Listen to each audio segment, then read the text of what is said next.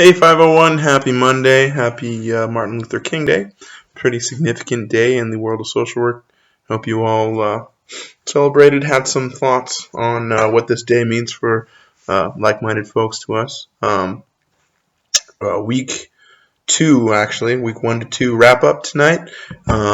Just going to chat for a little bit. I will be sending a video like this out to you every week in your announcements. So get used to it. I hope it's not too painful for you. I'll try and keep them brief since I know it can be kind of a hard thing watching the video, and it's a lot different than sitting in class. So I try and keep these brief and to the point. What I do is I go back over things that we have talked about in the lecture and whatnot during the week. Trying to give you some pointers for the next week. Maybe talk about housekeeping stuff, any sort of issues going on in the quizzes, anything along those lines. Just kind of want a live update to you coming weekly to make sure that we're all on track together. So, speaking of which, I got my notes here. Let's see. I wanted to chat with you about the final project. I had some questions that were emailed to me and some come in on the forum. So, one thing that I wanted to remind you to do is to start your final project. It comes up quickly in this course. I know that I had some folks make note that they thought that things were going really quickly. Now, the first week is the most accelerated week in the fact that there is a short week the first week, and then second week's a partial week because of it. All of the module sets will be weekly from here on out, so it will be a little more consistent. But still, that being said, this is an accelerated class. You need to remember that. It goes really quickly. If you get behind, you're done. I'm telling you. So please keep up. If you're having any sort of issues, please contact me. I know a number of you have already. I appreciate that. I'm pretty good at getting back to you. If I haven't gotten back to you in 24 hours or so, give my cell a call. Let me know. I get a lot of emails in general in life, and occasionally I miss one. I will try to not do that. I usually don't, but please, if you think, hey, you didn't get back to me, it's not because I didn't care or didn't want to. It's because somehow something happened. So please make sure. Usually, though, I got a pretty good 24-hour or so turnaround time on getting back to you on pretty much anything. So that being said, final projects start now. It goes fast, comes up quickly at the end of this class, and there's a lot of planning that has to go in. It's sort of a process on your final paper, final project. It's kind of a process, so make sure that you have arranged for your interview in your modules as you go down in your weekly sets. At the bottom, there's going to be some prompts letting you know where you should be in the course of getting through your final project. You really need to follow that. Make sure you are. Again, if you're behind, it's not going to work out well for you. The folks who try and cram this in the last week, I can tell at the end, and you're not going to do well on it. You're not going to get the experience that you should from it, which is a bummer all around. And I don't want that for you. I don't want that for your grade. I don't want that for your social work education. So get started. You should have your target client identified. Some questions came in that I want to address. For everyone, people ask, can I interview my own kid? It's not a good idea. It's a really bad idea because you can't interview yourself. When you're talking about birth to 5, we're talking about systems work here, okay? And by systems work, I mean you're going to be talking with the parent caregiver. You're going to be talking with whomever else you need to in order to understand what's going on with this kid and being able to do a full, decent biopsychosocial on this kid. So don't pick your own kid. In fact, don't pick any kid that you know too well. Otherwise, it's going to come out in the writing. It's going to come out in the interview. It's just going to be awkward. It's much better if you can have somebody with whom you can have a sort of professional distance and you can sit back and actually interview them. Actually treat it as a biopsychosocial interview where you are asking all the questions, doing the interview, doing the assessment as you would need to in order to come up with a good written assessment, which many of you will be doing for the rest of your lives as a profession, because that's what a lot of social workers do. So I don't want you to miss out. I want you to get in on the experience. Start it now. I'm glad to help if you have questions. Okay. What else on that? Also on the quiz, anything there? I mean, on the final project. Oh, length. Somebody had asked about the length.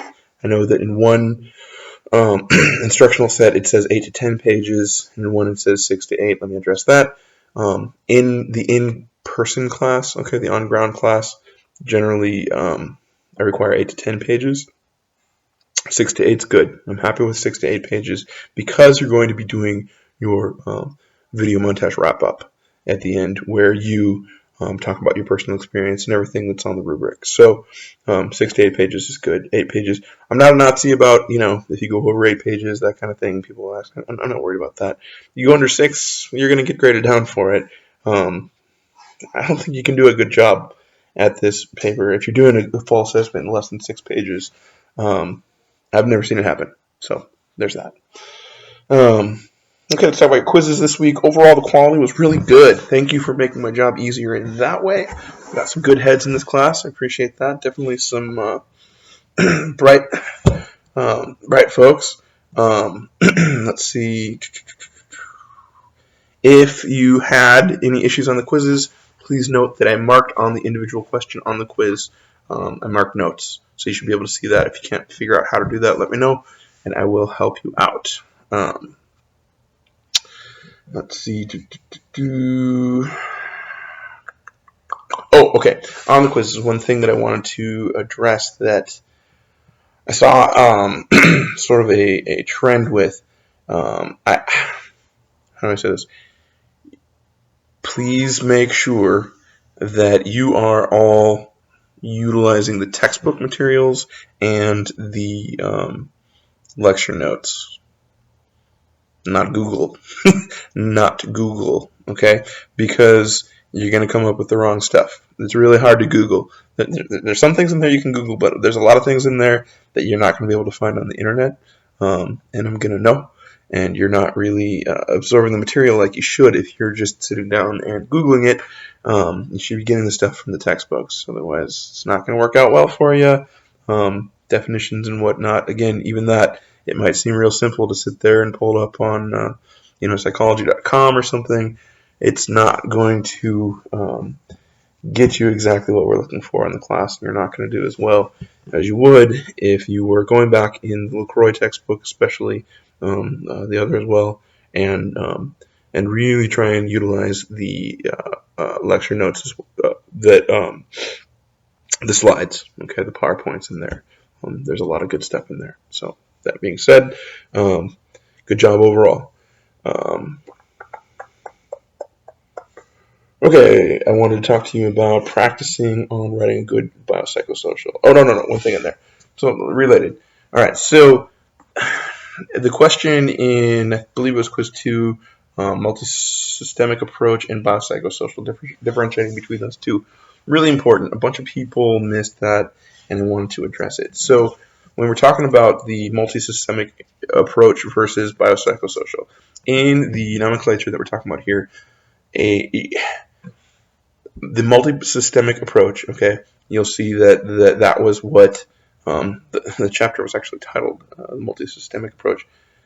That's the overall approach that we're talking here. Multi-systems, biological, psychological, social systems. Some throw spiritual in there as well.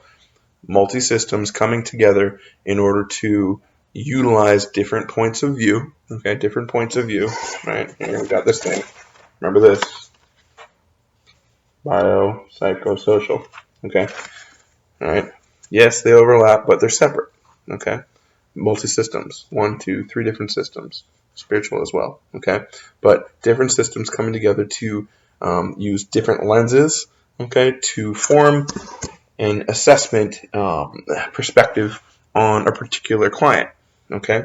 Now, that's the approach, the multisystemic approach, okay? Definitions here. That's the approach, multi-systems.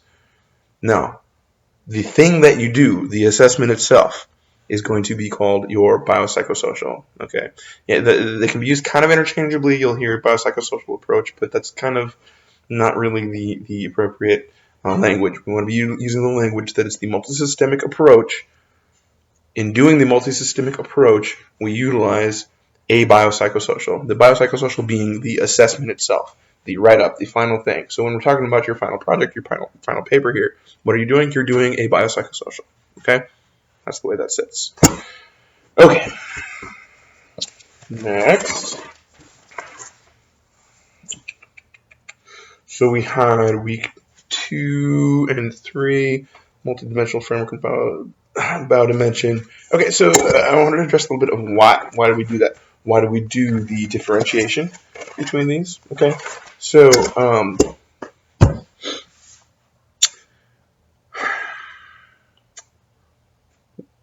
deconstruction. Okay, we're talking about deconstruction.